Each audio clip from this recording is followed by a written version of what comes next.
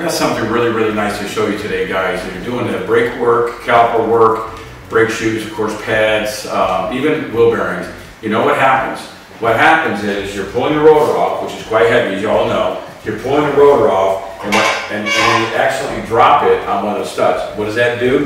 It peens one of the threads over and makes it impossible to put your encapsulated nut back on.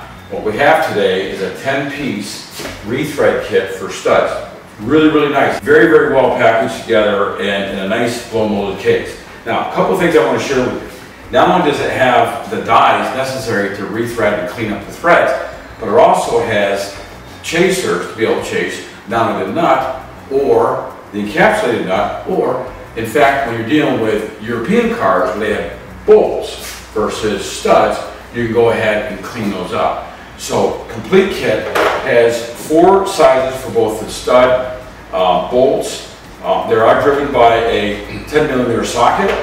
You have all 4 dies. You do have a thread gauge. And what's that thread gauge do? It's easy. What happens is, to determine what the appropriate thread is, we're just going to set this up here and determine it based upon the engraved size of thread. So I set that up there, and when I see a fit, I know in this case it's a 1.25, 12mm 1.25. That's obviously the size, diameter, and the threads per inch. So it's really, really nice. Gives you everything you need. In addition, we give you some extra O-rings. How does this thing work, Jeff? Well, what we do is it allows you to stretch it apart. The O-rings allows elasticity. You can stretch it apart and you can put it up on your wheel stud like you see here. So that's what it works. I'm going to show you in a minute how you're going to be able to clean up the threads and repair them without knocking out the stud or without removing or replacing the bearing. Stay tuned.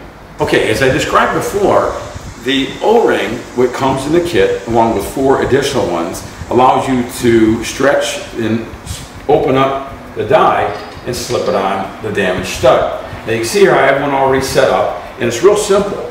We have a socket that's got 2 pins in it that just slips over that, and what that does is contains the die and makes sure it cuts without moving. And all we have to do now, obviously, is take our ratchet and go ahead and back it up to repair that. So you can see I'm getting a little resistance, but because I'm cutting it brand new and these are a little corroded, you can see how nicely it's cleaning it up, and you'll see that in close up in just a second.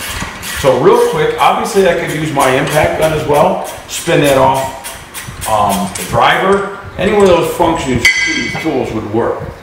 So there you have it. As I said before, for your encapsulated nuts, all you've got to do is take your size and go ahead and you can chase the threads to clean that up. Or if you're dealing with a bearing that has holes in it with bolts versus the studs, you can simply thread this in and chase it out. Again, you can use your impact gun or a ratchet wrench.